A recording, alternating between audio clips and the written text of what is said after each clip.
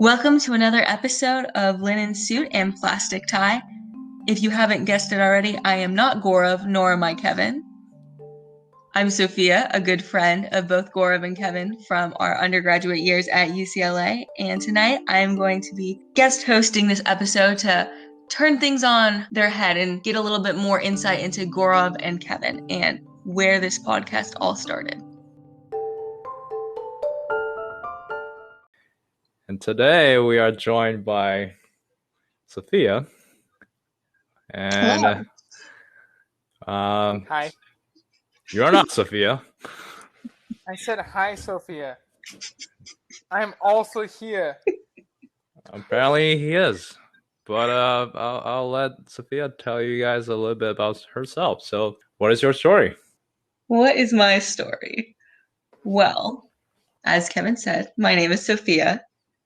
I am born and raised in Southern California into the world of entertainment, doing first professional theater, commercials, small movie roles, and performing in girl bands, lots of entertainment related things, and I absolutely hated it and realized that I hated the limelight by the time I was, shocker, a young teenager, and opted to get involved more with academia and sports and really found my niche there, only to realize when I got to college that my wonderful 5'2" stature was not well suited for sports, and I yet again had to pivot, and found myself searching for a new identity as no longer, this child actor, no longer a athlete, but really just honing in on education and realizing that without nothing else to fall back on, I had no idea what I wanted to do.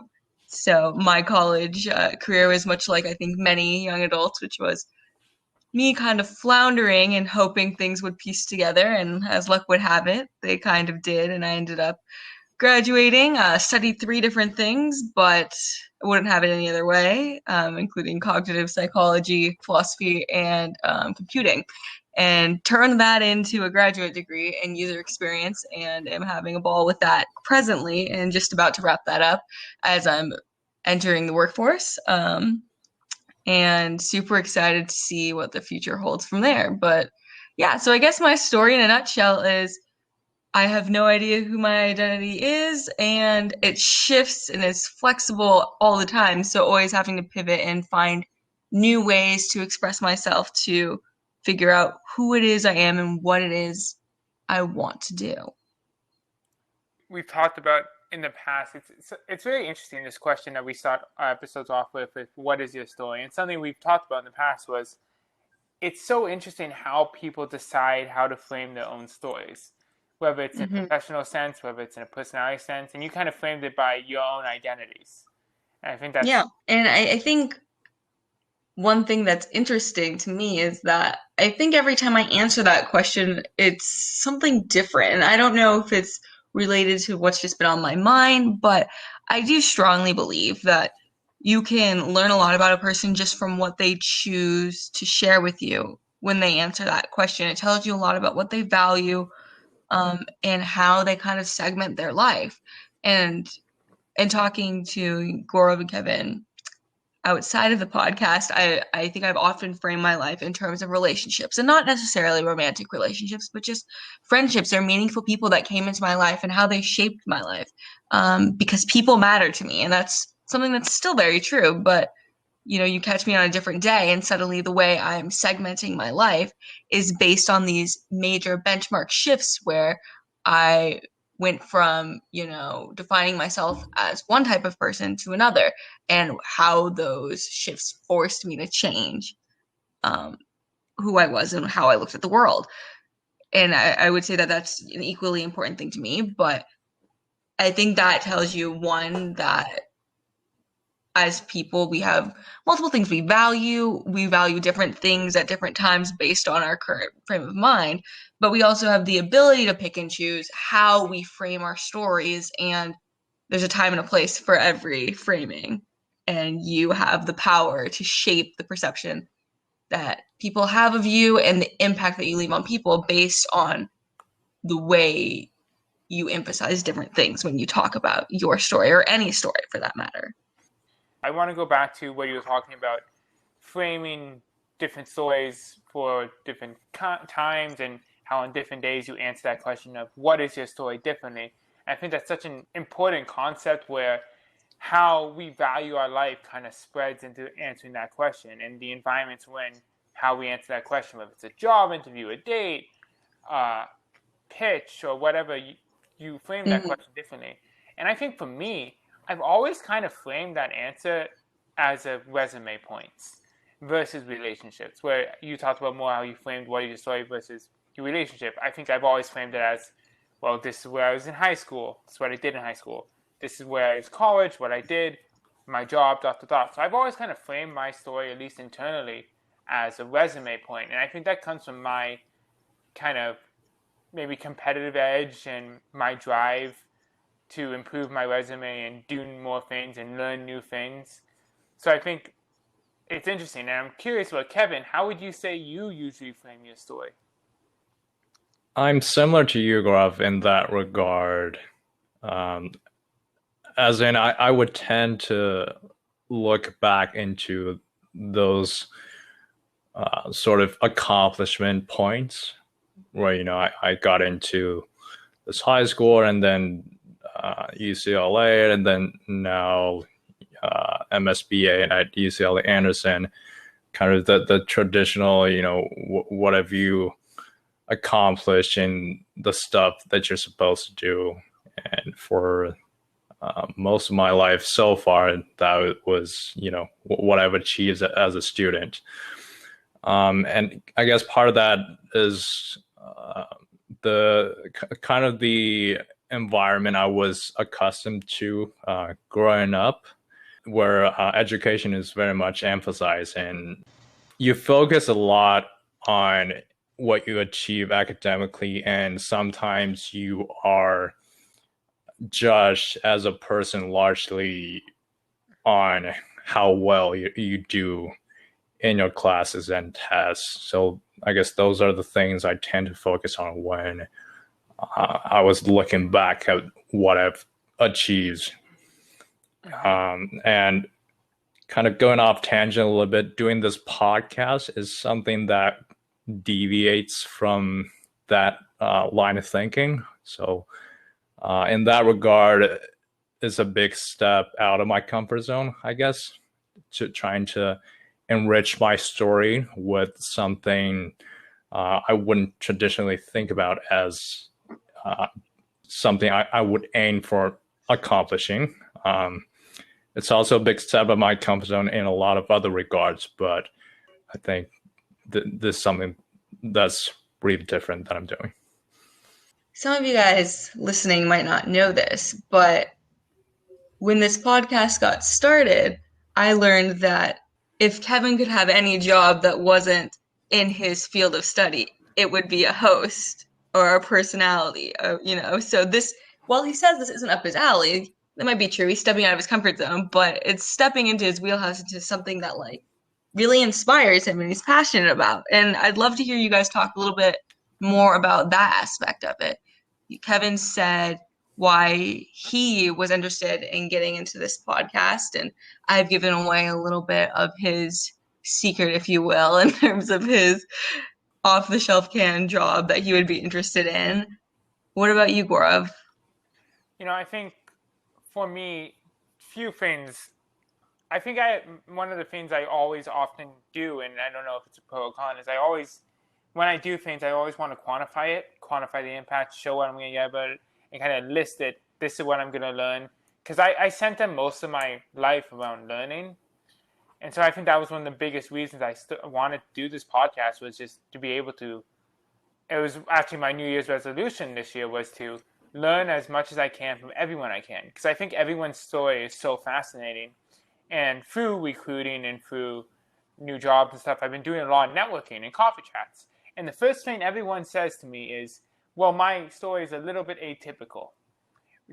Which is so funny. And we talked about this in Tara's episode. There's a little plug, go listen to Tara's episode. The idea that there's this kind of belief that everyone's journey is so linear.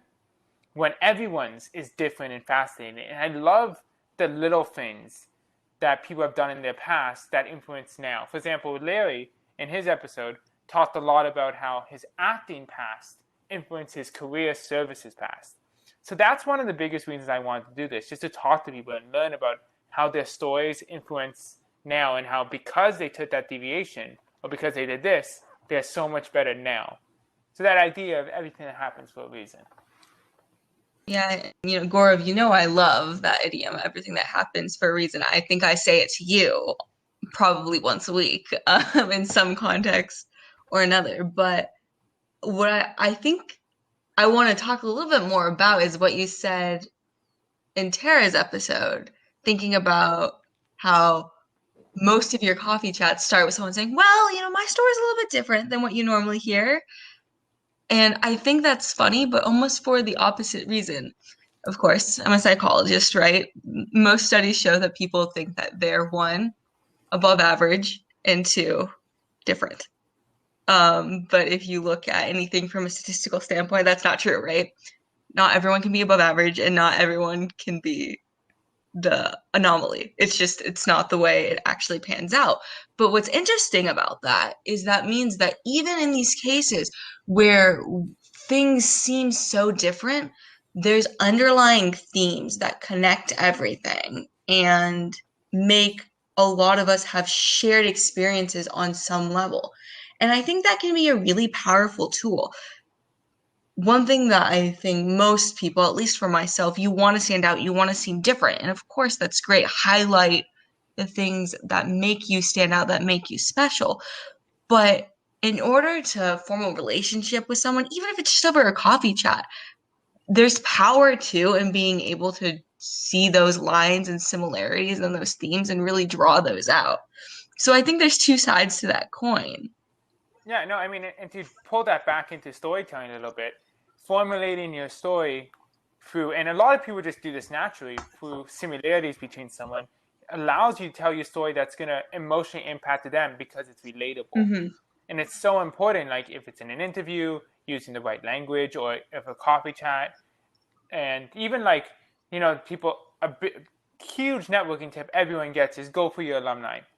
Go for people who graduated from your school. And just at a very base level, that's a similarity people heavily emphasize because they can relate to that class, they can relate to that school, and they're more likely to engage with you. It's such an important concept, finding those similarities so you can resonate a little bit stronger. Yeah, and I think, there's so many different ways to do it. There's these opportunities, like you're saying, where it's just you have a shared institution or you have a shared hobby, whatever it is, something that's tangible. But then there's these other avenues where, your story is a little bit atypical because you had this experience that wasn't really relevant, but it landed you a job here. And, my story is a little bit atypical because I bounced around between all these very diverse fields. But if you can find abstract themes as well, I think you have the same amount of power. So there's so many different avenues and so many opportunities there to find and make connections with anyone you meet. And I think the fact that, you're going outside of your comfort zone to do all these coffee chats and network is such a great tool just to practice that. And I think something that I should definitely take a page out of your book on at this point. I was just going to say, with these coffee chats, it's so much brute force. It's been so interesting. I think the biggest problem I have with like trying to schedule these coffee chats is there's kind of an assumption that I want something. I think no matter how I phrase it, and it's kind of like, oh, he wants to feel, oh, he wants this. And I think the more I've done them, the less I've actually wanted something out of it. And also the more my phrasing has gone softer because I genuinely just want to talk to these people and kind of learn about their history. Because there's so much power in that. So, I mean, that would be my main tip for anyone is don't go into anything wanting anything. Just talk and see what happens. And that's why I don't really structure my coffee chats in a way where I have like 10 questions or something like that. I kind of have loose things I want to talk about and I kind of let it flow that way. Yeah, that's kind of largely, largely the reason I said yes to doing this podcast when Gaurav brought this up to me. Sophia knows Gaurav is very much of an extrovert and I'm very much not so. But I view myself as this paradox in the way that while I'm a very introverted person and I don't have a lot of experience driving conversations, I really value connections with other people and I really want to get to know the other people. And I think there's a lot of power in just knowing who people are and what's their story, how have they come to be. So the idea that I will be able to build or develop connections with whoever I'll be talking to, and it can be done, and it can be a continued effort and a mission that we can continue to pursue. It was such an intriguing idea that I found it really hard to hesitate or to reject. Usually when I think about doing something, the first thing I'll think about is how am I going to do this? And the next thing that comes to mind is all the difficulties I'll have to come through. I got to do this, and I don't have a lot of experience in that, and all that sort of trail of thinking just would result in me being too afraid of failing, of not having enough experience to do this task well, and I'll just end up not doing it and stick to what I know. Or say, maybe I'll wait a bit and try to learn how to do it and then maybe come back to it. But more often than not, I don't come back to it. And for me, doing this podcast is kind of a transcendent experience mindset wise, in that I'm saying yes first. I have no idea how to do a podcast. I have no idea how to reach out to guests, how to prepare the questions, how to drive the conversation while the episode is going, how to market, how to build a brand. But I'm telling myself, this is something I'm going to do. So I'm going to jump in first and I'm going to figure it out afterwards. Well, how does that feel for you as a new experience? I guess liberating in a lot of sense. It's definitely opening up my mind on many other aspects of my life in terms of reaching out to opportunities and, applying to internships while this is like, I guess the most pressing matter at hand for me right now. Just, I guess being able to reach out more and express myself more, really understanding that maybe this challenge that I'm facing right now is not as intimidating as I thought it was. So yeah, liberating. To me, when you say that, it definitely sounds like you've gained confidence, but what I like about it is that your confidence isn't driven by having this massively successful podcast. It wasn't that you jumped in head first and had a hit on your hand and were like, yeah, I feel great now. I have a ton of confidence because there was success. Your confidence instead was driven by you proving to yourself that you had the ability to try something new, follow through with it. And that in itself gave you the confidence to do it in other places. And I think I don't want to go as far as or as sad because like, it's so inspiring, but in some ways, that's a great story in itself. These little things that seem like nothing, I think have a lot of meaning behind them, especially when you think about how common I think of an experience it is to feel paralyzed by the possibility of not succeeding or not having a plan, especially for people like Gaurav and Kevin and I, who are all people that identify as being high achieving, that are fairly type A and very structured and very organized. Not having a plan is scary in itself. And then you throw in the possibility of not succeeding. And that's a whole new level of I'm not on board to do that sometimes. So testing yourself and finding these ways around it is in itself a great soundbite, I think. And it's organic. It's not, something that you've tailored, but it's something that I think goes back to what was talked a lot about in Tara's episode, which is that even these things that seem so ordinary and so, small really do have a lot of punch behind them. I mean, it's that kind of fear of failure and not starting is fascinating, but exactly those small details that Tara talked about was amazing. I think something that is hard for us to overcome, for Kevin and I, especially with this podcast, is we're both fairly perfectionists. I would say probably Kevin, even more than I am, are perfectionists. So going back to Tara's episode, releasing that was really hard for us because it wasn't perfect, especially with the audio and a lot of stuff. My mic was bad. The audio levels were changing, but the way we recorded it, we couldn't really change much of that. And so that really, really bothered us. So we had a few options there, right? The first thing to remember there is something Kevin was talking about is we're not experts at this at all. And we could have spent months researching and learning and released a better first episode. That was definitely something we could have done. But this was an idea we were really excited about, and we really thought we would learn more by doing. So we just did it. That one of the options was, should we re-record the whole thing? And we didn't because we felt that would be really inauthentic and against the story we're trying to tell. And the big story, overarching story of this, and we do this through Top Hat, we do this for learnings, we do this from in every episode, is that we are learning alongside our listeners. We are learning how to become better storytellers. So releasing that episode was really hard for us from a fear of failure and perfectionist standpoint because it was rough. And we got better by the next episode. But that was our first footing. And what we really wanted to accomplish here is kind of abandoning that idea that it has to be perfect or it has to be successful for us to do it, and sticking with, we're just going to try and we're going to learn and we're going to be authentic about it. So we're not going to re-record and we're just going to move forward. Yeah, and I think there's also an aspect to releasing it in terms of not being afraid to even receive feedback, whether it's implicit based on the number of people that listen or it's explicit feedback that you get from those who have listened.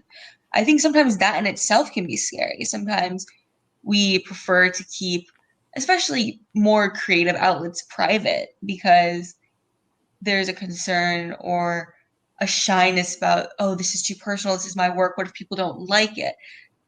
And then you can't grow and you don't ever learn and you don't get better because you only have your perspective.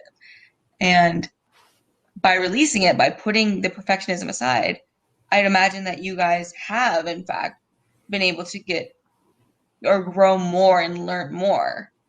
Yeah, absolutely. And by releasing the imperfections in our episodes out into the world, it's also a permanent record of where we needed to improve that we can always go back and refer to whenever we need to reflect on what we needed to learn or how far we've come. So I think by acknowledging that we're not going to be perfect and taking it a step further, we are keeping track of what we did wrong, what we need to improve in every one of our episodes.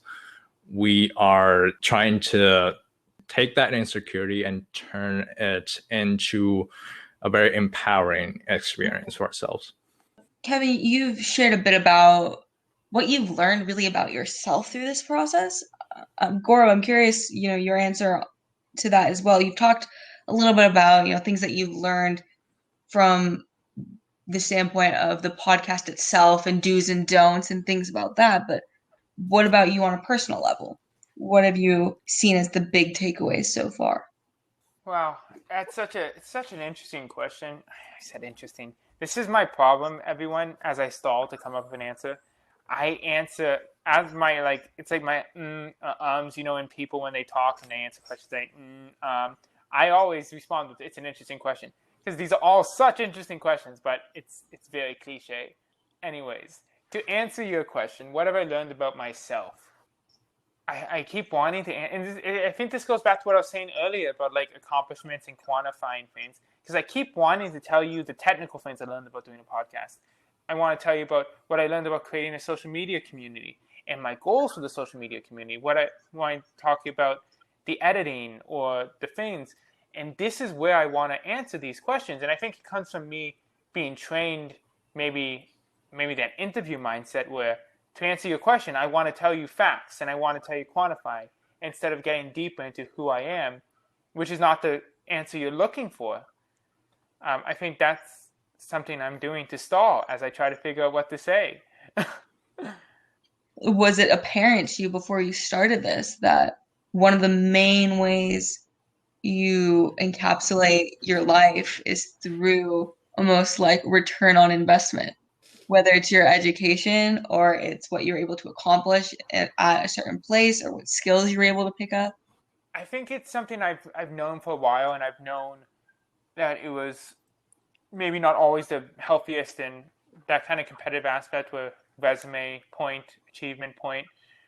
I've known for I think for a while that it's not always the best way. I think confidence through this podcast has been so important for me on an emotional level. Less about making the podcast as releasing the podcast, just talking to these really successful and really interesting people. And we've had such a wide variety of guests, and we have some really exciting people coming up. And even if they don't have like the biggest titles, or even if they do, or they have interesting stories, I think that confidence fact that taking these detours and doing things you're interested in, following passions, that can work. And I think that was that confidence aspect. It's like, okay, I don't have to do everything perfect. My resume, every single point doesn't have to be amazing. I don't need, I can have gaps, I can have mistakes, and I can still be successful instead of fighting this clock. I think that confidence aspect has been probably the biggest takeaway. And I really hope our listeners get that too, from understanding these winding roads and how people have become better storytellers and how storytelling to themselves is so important, not just storytelling to others. Yeah, and I remember both Wyatt and Larry kind of touched upon the idea of you should be doing something that you genuinely want to do, even if you're not necessarily being recognized or being paid for the type of work you're putting in. But you need to commit yourself to something that has a purpose you yourself really acknowledge, and that's something you really can stick to doing, and that will ultimately keep it going. I mean, I think that brings us to something I was curious to talk about. Kevin and Sophia, I think all three of us have kind of interesting degrees, major-wise and minor-wise, and I don't think any of us started school, and I know, Sophia, you touched on this, but none of us started our 4-year degrees with this framework in mind. Like, this is what I was going to study. It's changed so many times for all of us. Kevin, what did you enter college with? And of course, I know the answer to this, but our listeners don't. What degree or major did you enter college with? And how did that change in 4 years? And why are you happier with what you landed on? Yes. So for the people who don't know, I entered UCLA with a major in physics. And then as soon as I got in, I had this idea that I wanted to change my major into computer science, because that at the time, computer science seemed like the way to go. But then that required me to maintain a really high GPA to be able to get into the computer science major at UCLA. And I ended up having a lot of stress, and both Gaurav and Sophia probably remember all that. There were times where I had full-on panic attacks. And then finally this day came where I realized definitively I could not maintain my grade to that required point for me to enter into computer science. So that kind of went out of the picture. But then I stumbled upon this other major called linguistics and computer science. I had always been very interested in linguistics because English is my second language. I was born and raised in China to the age of 18, so I spent the majority of my life living and breathing in a very different language. And then when I came here, that changed completely. So, and I was embracing it. I was willing to, look deeper into how languages are, what are the patterns in there, and then there was also obviously the computer science aspect of that. So I found this major that combined my kind of really personal interests and career interests. So I ended up at this major pretty smoothly. I did fairly well, and I really enjoy studying linguistics. And then I guess when it came to around junior or senior year, I realized that linguistics would probably remain a personal interest for me. It was very, very much fun to learn about, but I didn't see myself being a full-on scholar. And then I was kind of suggested to look into the field of data science, data analytics, and as well as the business application of those techniques. And my accumulated skill set in computer science and programming kind of allowed me to transition into this field. And I also like the business aspect of things because I think I'm ultimately a people person. At the end of the day, I want to be able to communicate with people. So that's sort of how I ended up doing a lot of internships, research experience related, and then ended up at the business analytics program at UCLA. And that was a really long story because I don't know how to keep things short, apparently. But yeah, that's how I got here. It's fine. It can be as long as you want. You're the one editing this episode. So, Kevin, do you know what my biggest takeaway from that story was? Mm-hmm. What, that he still to this day won't admit that he found computer science and linguistics because of me? Is that your biggest takeaway? Because that's my biggest takeaway. Our stories are always going on. We talk about them as if we're going from point A to point B, but point B is in the future, and therefore you're actively choosing where your story is going to go. You made a conscious decision that while linguistics was something that you were passionate about and you loved, you chose to go down one path and not the other. And in doing so, you changed your story, even though you did it proactively in the sense that that part of your story hadn't happened yet. There's all these little things where even those choices in and of themselves, I think, goes back to what we were talking about, how stories tell so much more than just this narrative about what happened. It says a lot about you as a person and what you value. So telling things like that, shares with me that you value people a lot. It's not that you don't like linguistics and don't want to spend your life doing it. You just want to do it in a way that you're impacting people directly rather than spending your life writing theoretical problems that may or probably will not ever be solved. I think the biggest reason I brought this up and wanted to talk about it was not because anyone listening would really get insane amount of over how we made these decisions, why we made these decisions, but more about kind of an abject lesson of something that Taylor talked about a lot, something that Wyatt talked about a lot, and Larry even talked about too. That idea of discovering the why, going deep, understanding why we made these decisions is so important for us to tell our own stories and finding the reasons behind our decision making.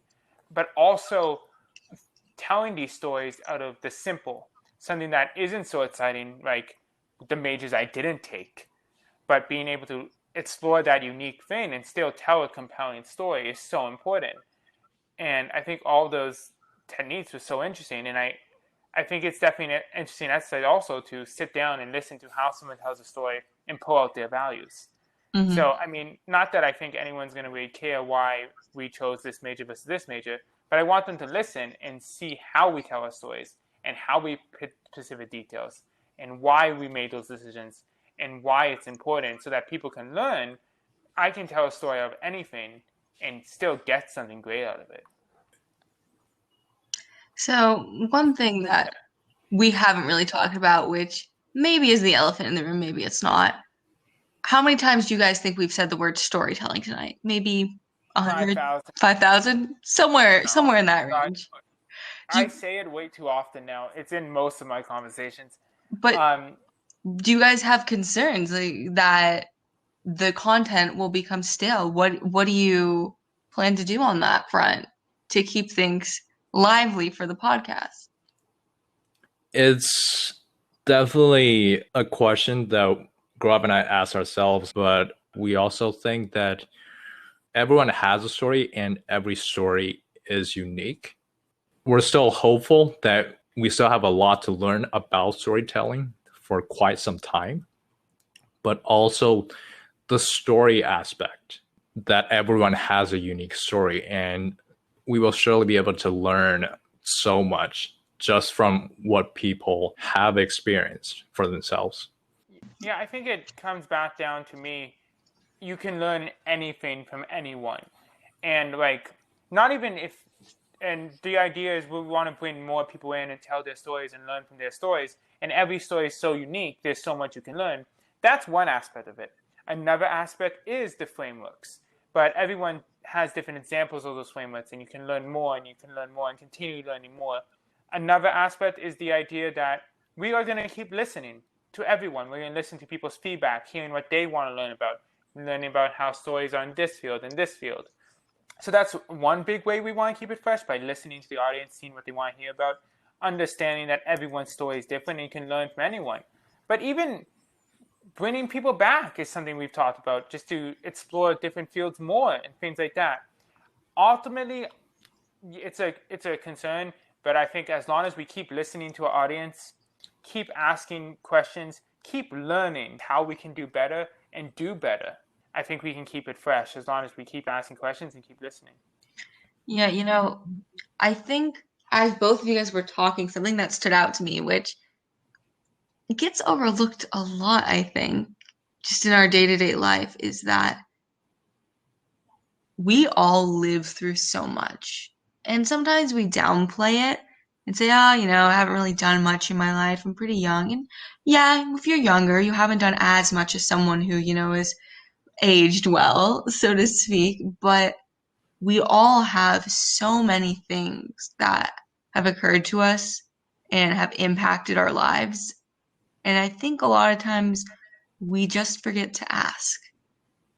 And what you guys are doing is you're asking. And from that, we get to live other people's lives through their almost like home movie rewind.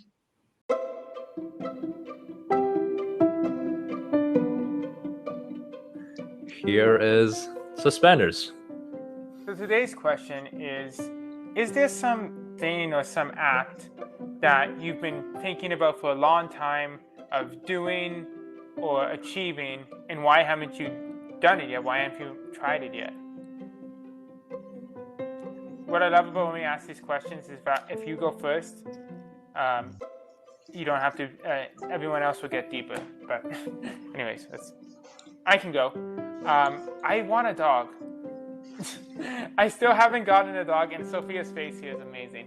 I still haven't gotten a dog, and the reason I haven't done it was, one, I didn't want to do it in college, and then when I graduated, I wanted to do it, but with COVID and everything that was going on, I kept pushing it back, and now I'm going home for a bit. But I want a dog, and I'm going to do it as soon as I get my full-on place and a full-on job, and I'm living that adult life. I'm going to get a dog, and I think it'll be awesome. Sophia? Are you waiting for me to tell you not to, or you want me to answer the question? Well, you can do both. You can tell me your thoughts and answer. Well, my thoughts are going to get cut out anyways, so it's fine. My thoughts are that you should not get a dog, because a dog means you have to feed said dog, and you currently get restaurant food for like 50% of your meals. Not 50%. I can feed a dog. Also, a dog is a lot easier to feed than it is to feed yourself. The dog argument is staying in the answer. Oh, man. All right, Sophia, what is your answer? When I was in high school, something that I had a really natural knack for was creative writing. How thematic with storytelling, right? And I've always kind of been drawn to the idea of attempting to do short stories of some nature, maybe not short stories, but some sort of writing and pursue authorship in some way, whether or not it went anywhere. And there's been times where I've started and promptly stopped, and times where it's just been a passing thought, but it's never really been anything that I fully committed to.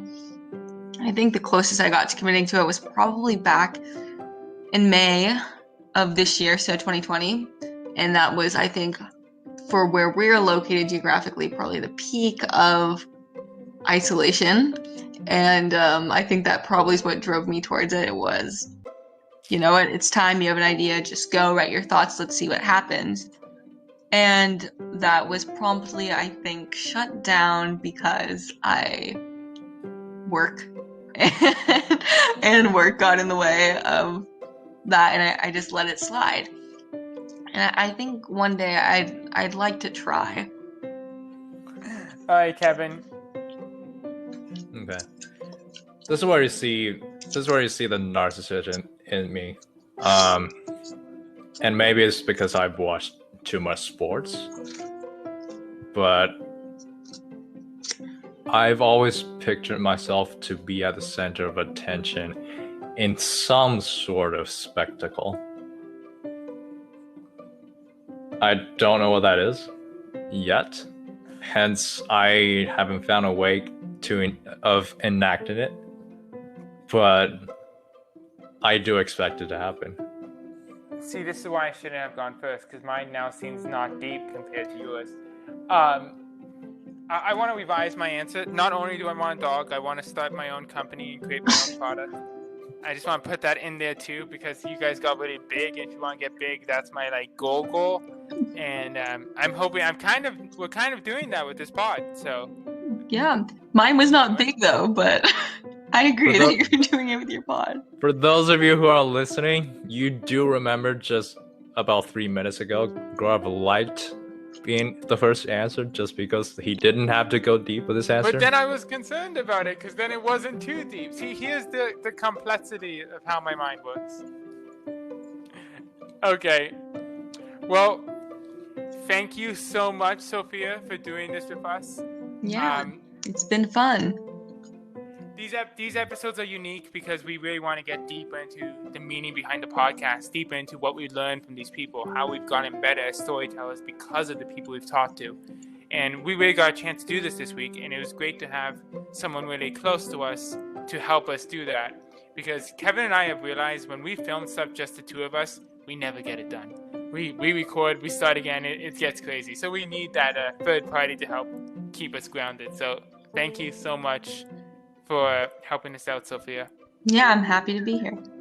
Okay, so I think we also want to end this with a challenge to our listeners as something. What we want you to do is go ask people their story and then listen to how they frame it. Listen to the details they use, the themes they use, and see if that helps you understand what that person values. I think it's such an interesting exercise. And then ask yourself the question and see if you can frame it in different ways to discover more about yourself. What is your story, and what power lies in your story? We encourage you to tell your own stories and learn other people's stories, because we all have amazing stories and we're all worth being heard. This has been another episode of Linen Suit and Plastic Tie. We will see you next week. Have a good week, everyone.